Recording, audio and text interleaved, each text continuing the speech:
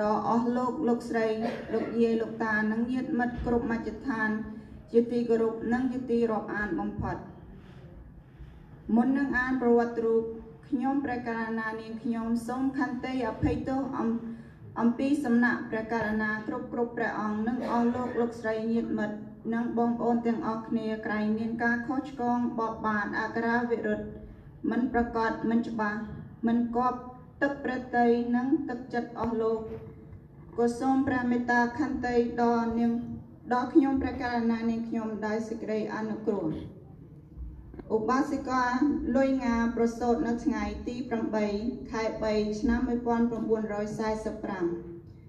ឪពុកឈ្មោះវត្តលុយ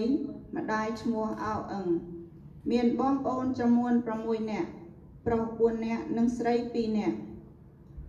លោកយាយលុយងាជាកូនទី1នៅក្នុងត្រកូលកសិករដែលមានទីលំនៅភូមិបំណន់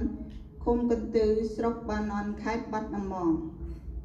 លោកកុមារីលុយងាអាយុបាន18ឆ្នាំត្រូវនឹងគ្រិស្តសករាជ1963វ័យកុមារភាពបានកន្លងផុតទៅចូលដល់វ័យកណ្ដាលកញ្ញាមានចរិយាសម្បត្តិសុភាពប្រៀបសាររំទុំគួរជាទីស្រឡាញ់នៃអ្នកភូមិផងរបងជាមួយមិនយូរប៉ុន្មានយុវជនឈ្មោះសារីដឹមដែលកំពុងតែស្វែងរកគូស្រករក៏បានមកដណ្ដឹងកញ្ញាលុយងាជាគូក្រងពេលនោះឪពុកម្ដាយក៏លើកកញ្ញាលុយងាឲ្យទៅយុវជនសារីដឹមហើយក៏បានរៀបចំមង្គលការក្នុងខែ 3 ឆ្នាំ 1963អ្នកស្រីលុយងាមានបុត្រាបុត្រី11នាក់ប្រុស7នាក់ស្រី4នាក់ជាចំណងដៃនៃអាពាហ៍ពិពាហ៍កូនទី1សុកនីសារីកូនទី2ស៊ីនួនសារីកូនទី3ចម្រើនសារីកូនទី4ពៅសារីកូនទី5បារាំងសារីកូនទី6សំអល់សារីកូនទី7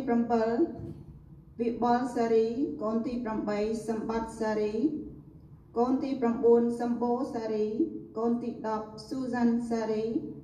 កូនទី11សុផាតលុយក្នុងលុះមកដល់ថ្ងៃទី17ខែមករាឆ្នាំ1975ចូលមកដល់សង្គមខ្មែរត្រូវបានផ្លាស់ប្ដូររបបគ្រប់គ្រងថ្មីមានឈ្មោះថាកម្ពុជាប្រជាធិបតេយ្យដែលដឹកនាំដោយលោកប៉ុល ពតពេលនោះឯងការកសាងដំណើរជីវិតគ្រួសាររបស់អ្នកស្រីលុយងាក៏ដូចជាប្រជាជនខ្មែរទូទាំងប្រទេសដែរត្រូវបានជួបនៅភាពមហន្តរាយពុំធ្លាប់ជួបប្រទេសសោះក្នុងប្រវត្តិសាស្ត្រខ្មែរ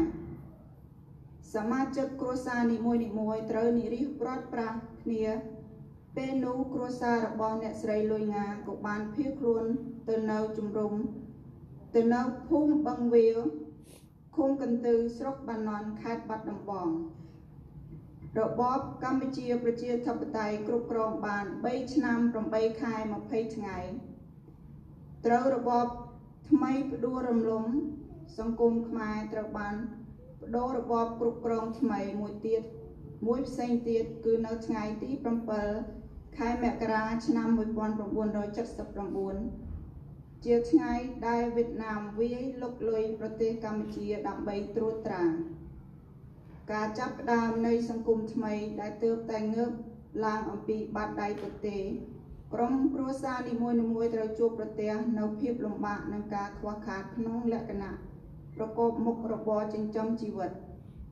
ក្រោយពីការរួចផុតអំពីរបបគុកឥតជញ្ជាំងដែលសម្លាប់ប្រជាជនខ្លួនឯងដ៏រង្គាលនោះមកការតស៊ូក្នុងរបបថ្មីមិនយូរប៉ុន្មាននៅថ្ងៃទី5ខែ11ឆ្នាំ1979គ្រួសារអ្នកស្រីលុយងាក៏បានភៀសខ្លួនមករស់នៅជំរំជនភៀសខ្លួនឈ្មោះថាជំរំខៅអេដានរហូតដល់ឆ្នាំ1981អង្គការសហប្រជាជាតិបាននាំគ្រួសារអ្នកស្រីមករស់នៅជំរំម៉ៃរូត